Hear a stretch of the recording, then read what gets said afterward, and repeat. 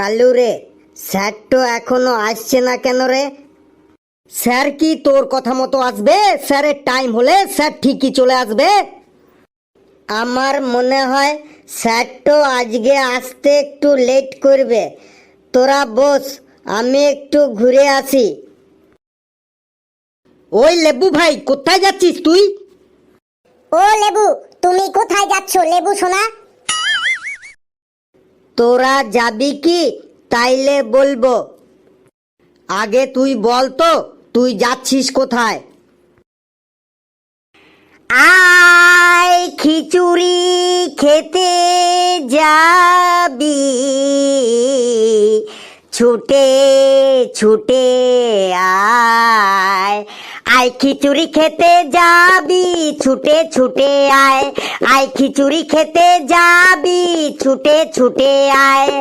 থালা নিয়ে আয় আর বাটি নিয়ে আয়। থালা নিয়ে আয় আর বাটি নিয়ে আয়। খিচুড়ি খেতে যাবি, ছুটে ছুটে আয়। আয় খিচুড়ি খেতে যাবি, ছুটে ছুটে আয়। কেটলি নিয়ে আয় আর ডেচকি নিয়ে আয়। কেটলি নিয়ে আয় আর ডেচকি নিয়ে আয়। খিচুড়ি খেতে যাবি, ছুটে ছুটে আয়। তোরা খিচুড়ি খেতে যাবি, ছুটে ছুটে আয়। তোরা খিচুড়ি খেতে যাবি, দৌড়ে দৌড়ে আয়। থালা নিয়ে আয় আর বাটি নিয়ে আয়। ডেচকি নিয়ে আয় আর কেটলি নিয়ে আয়। খিচুড়ি খেতে যাবি, দৌড়ে দৌড়ে আয়। আয় খিচুড়ি খেতে যাবি, দৌড়ে দৌড়ে আয়। কে কে কে খিচুড়ি খেতে যাবে? স্যার, ওই লেবু। লেবু খিচুড়ি খেতে যাবে। লেবু, তুই এই অসময়ে খিচুড়ি কোথায় পাবি? স্যার, আমাদের পাড়ার বংশের বউ মেলা দেখতে গিয়ে হারান গেছে।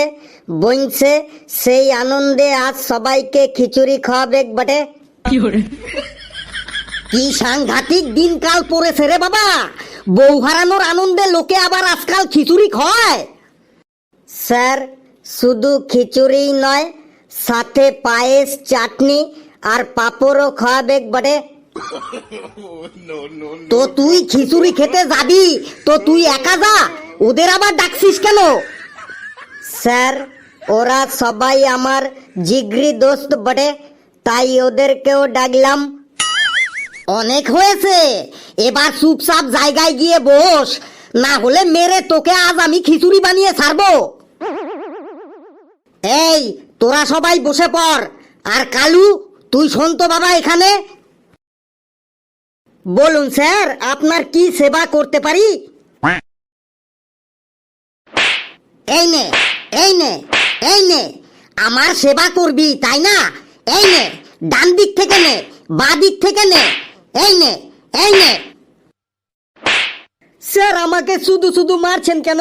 আমি কি অন্যায় করেছি যে আমাকে মারছেন? কোনো অন্যায় করিসনি, তাতেই এত মার খাচ্ছিস। তাহলেই এবার বোঝ অন্যায় করলে কেমন মার খাবি। এই নে, এই নে, এই নে। যা, জায়গায় যা। ঘেটু, তুই এখানে শোন তো বাবা। স্যার, আমার পাটা কেমন যেন টনটন করছে। জরুরি কথা আছে, এখানে আয়, দেখবি পা টনটন সেরে যাবে। কি জরুরি কথা বলবেন স্যার? বলতো, কোন কোম্পানির মোবাইল সব থেকে ভালো? স্যার, অ্যাপেল কোম্পানির মোবাইল সব থেকে ভালো। এই নে, এই নে। কোন কোম্পানির মোবাইল সব থেকে ভালো সেটা তো ভালোই জানিস। মোবাইল নিয়ে তো ভালোই গবেষণা করেছিস, তাহলে পড়া জানিস না কেন? এই নে, এই নে। তুইও ডাইনে বায়ে থেকে নে। এই নে, এই নে। স্যার, আমাকে তো এখনো পড়াই ধরলেন না, তাহলে শুধু শুধু মারছেন কেন? আগে পড়া ধরুন, তারপরে না পারলে তখন মারবেন। পড়া না ধরেই তুই এত মার খাচ্ছিস, তাহলেই এবার বোঝ পড়া ধরলে তুই কেমন মার খাবি। এই নে, এই নে। ডান দিক থেকে নে, বাঁ দিক থেকে নে। এই নে, এই নে। স্যার ছেড়ে দিন স্যার। যা জায়গায় গিয়ে বস। স্যার পড়াটো না ধরেই আপনি ঘেটুকে এত মারলেন, তাইলে পরীক্ষাটো না নিয়েই নম্বর দিবেন তো? আয় তোকে নম্বর দিচ্ছি, আয় আয় আয় আয় আয় আয়। না স্যার, এখন আমার নম্বরটোর দরকার নেই বটে। বাবা ফেলু, তুই একবার আমার কাছে আয় তো। স্যার কি বলবেন ওখান থেকেই বলুন স্যার। আরে আদর করে ডাকলাম, আয় না একবার। স্যার না গেলে হবে না। আরে তোর সাথে একটা পার্সোনাল কথা আছে, কানে কানে বলতে হবে, ওরা কেউ শুনে ফেললে হবে না। বললুন কি পার্সোনাল কথা স্যার? এই নে এই নে এই নে, ঠিক মতো স্কুলের ফিস জমা না দিলে এই রকমই মার খেতে হবে। এই নে এই নে, ওপর থেকে নে, নিচের থেকে নে, এই নে এই নে। স্যার মারছেন কেন? আমার স্কুলের ফিস তো সবই জমা দেওয়া আছে স্যার, একদম আপ টু ডেট করা আছে, 1 টাকাও বাকি নেই, তারপরেও আমাকে মারছেন কেন স্যার? তোর স্কুলের ফিস 1 টাকাও বাকি নেই, তাতেই তুই এত মার খাচ্ছিস, তাহলে ফিস বাকি থাকলে কেমন মার খাবি এবারই বোঝ। এই নে এই নে এই নে। স্যার ছেড়ে দিন স্যার, স্যার খুব ব্যথা লাগছে স্যার। ব্যথা তো লাগবেই, আমি কি তোকে ম্যাসাজ করছি যে তোর আরাম লাগবে? এই নে এই নে, উপর থেকে নে, নিচের থেকে নে। যা জায়গায় গিয়ে বস। কি ব্যাপার, স্যার তো আজ এত রেগে আছে কেন? বাড়িতে বইয়ের সাথে গন্ডগোল করে আসেনি তো? ছুটির পরে খোঁজ লাগাইতে হবে। কিছু বললি লেবু? আমি কই না তো। আবার মিথ্যে কথা বলছিস? শোন লেবু, চীন দেশের বিখ্যাত একজন ব্যক্তি বলে গেছিল, স্যাংচুং সিয়াং ইয়াংচুং চাংচিং, যার মানে হলো অতি বড় হইও না ঝরে পড়ে যাবে, আর অতি ছোট হইও না ছাগলে মুড়ে খাবে। তুই আমার কাছে কখনো অতি বড় হতে যাস না, বুঝলি? হ্যাঁ স্যার বুঝলাম বটে। নে মাই ডিয়ার স্টুডেন্ট, আজ তোদের সাথে সোশ্যাল স্টাডিজ সম্পর্কে আলোচনা করব। কি বললেন স্যার?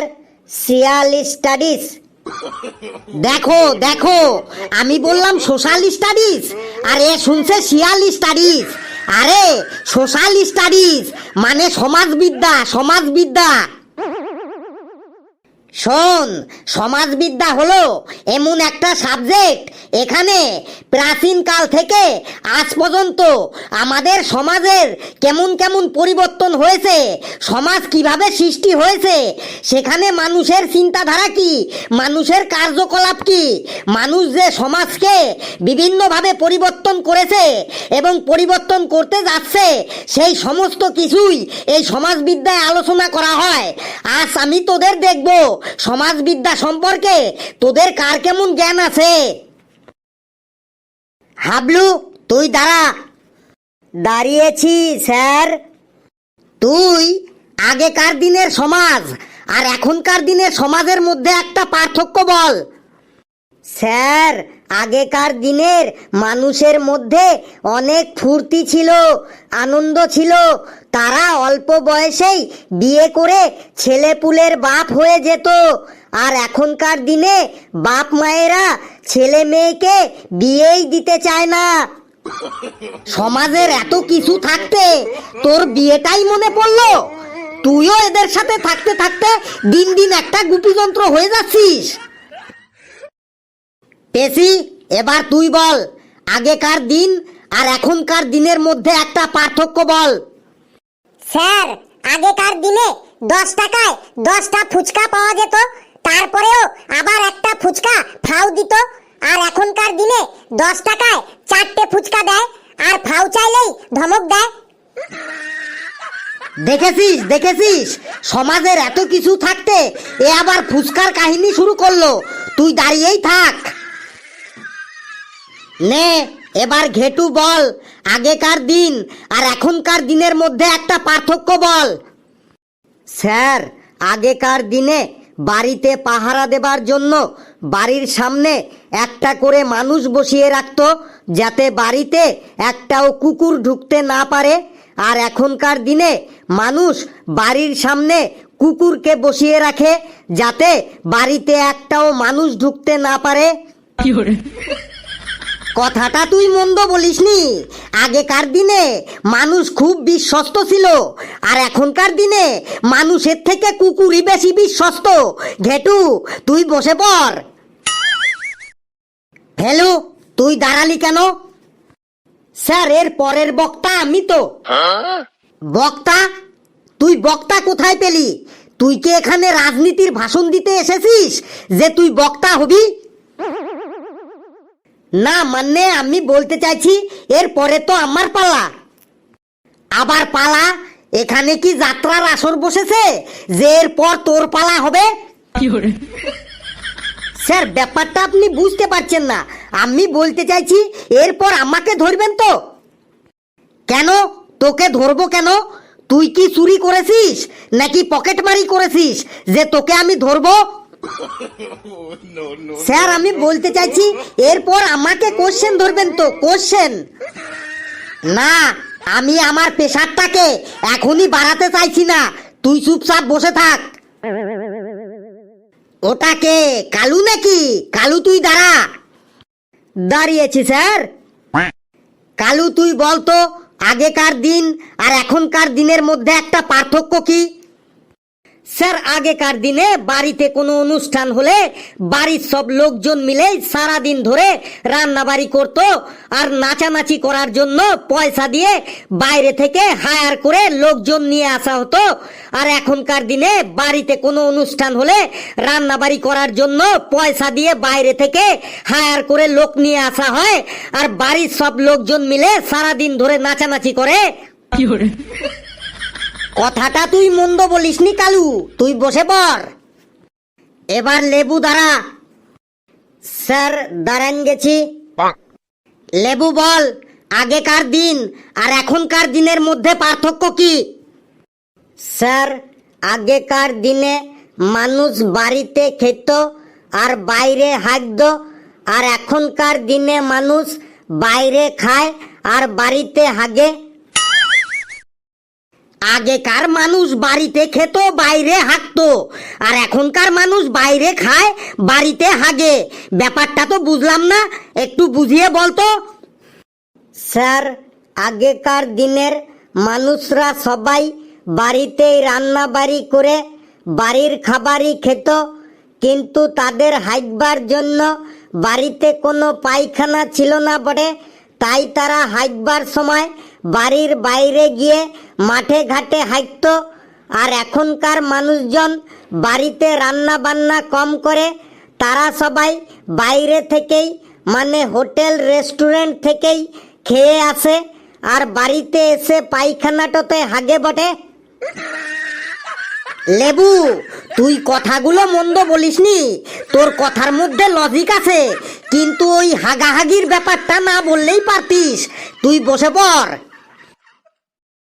নে এবার ফেলু দাঁড়া, তুই বল আগেকার দিন আর এখনকার দিনের মধ্যে পার্থক্য কি?